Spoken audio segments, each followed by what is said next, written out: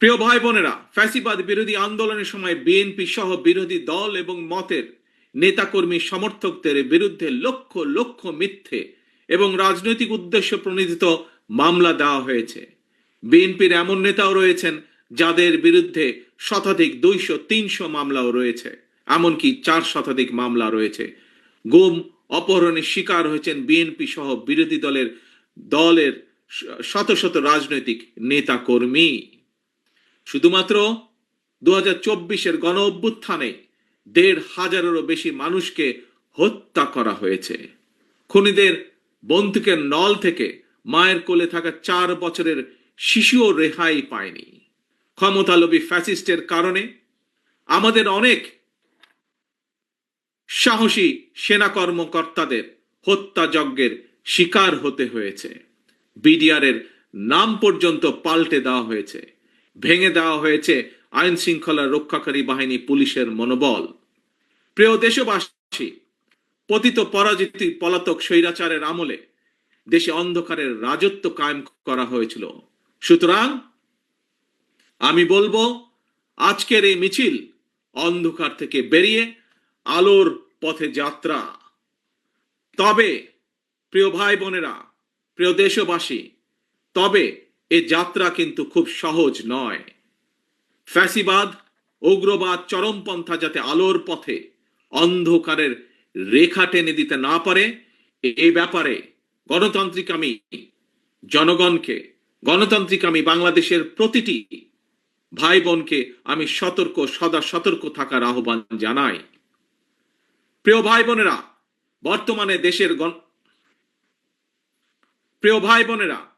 বর্তমানে দেশের গণতান্ত্রিক আমি জনগণের সামনে নিজেদের অধিকার প্রতিষ্ঠার এক অপার সম্ভাবনা এবং সুযোগ তৈরি হয়েছে।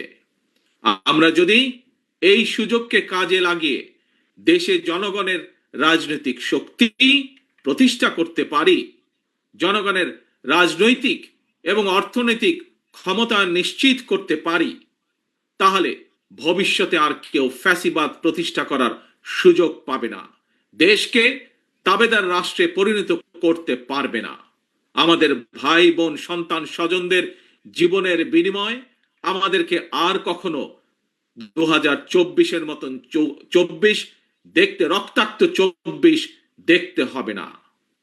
আমি ধর্ম বর্ণ নির্বিশেষে প্রতিটি নাগরিকের দৃষ্টি আকর্ষণ করে বলতে চাই, আপনার নিজের অধিকার প্রতিষ্ঠা করার জন্য, আপনার পরিবারের নিরাপত্তা নিশ্চিত করার জন্য, বর্তমান এবং ভবিষ্যৎ প্রজন্মের সামনে একটি নিরাপদ বাংলাদেশ প্রতিষ্ঠার জন্য একজন নাগরিক হিসাবে আপনার সিদ্ধান্ত নেবার সময় এসেছে। প্রিয় ভাই বোনেরা,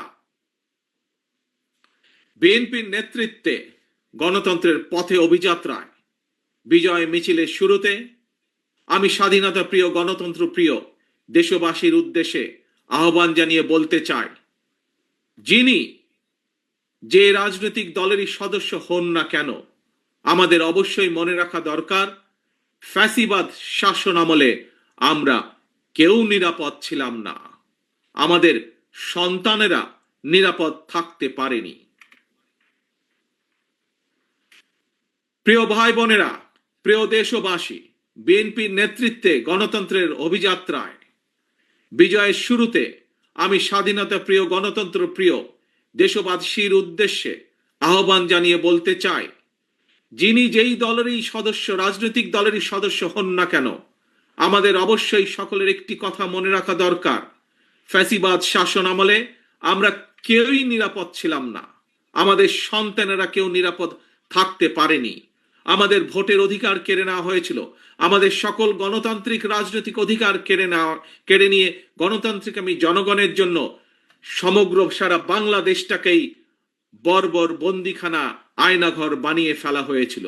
সুতরাং দেশে যদি গণতন্ত্র এবং আইনের শাসন না থাকে, তাহলে নারী কিংবা পুরুষ, সংখ্যালঘু কিংবা সংখ্যাগুরু, আমরা কেউই নিরাপদ নই।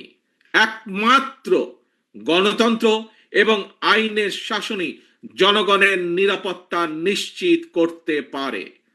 সেজন্যই আসুন দেশে গণতন্ত্র এবং আইনের শাসন নিশ্চিত করার জন্য রাষ্ট্র এবং সরকারে জনগণের কর্তৃত্ব প্রতিষ্ঠা করার জন্য হাজারো শহীদের রক্তের বিনিময়ে অর্জিত আমাদের গণতান্ত্রিক রাজনৈতিক অধিকারগুলোর সুষ্ঠু প্রয়োগ এবং চর্চা করি।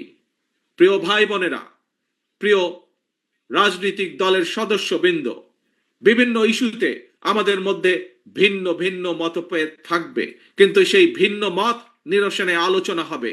তবে জাতীয় ইস্যুতে গণতন্ত্রের পক্ষের রাজনৈতিক দলগুলোর মধ্যে যাতে মুখ দেখাদেখি বন্ধ না হয়, সেই লক্ষ্যে জাতীয় স্বার্থে আমাদের সকলকে ঐক্যবদ্ধ থাকা প্রয়োজন এবং প্রয়োজন।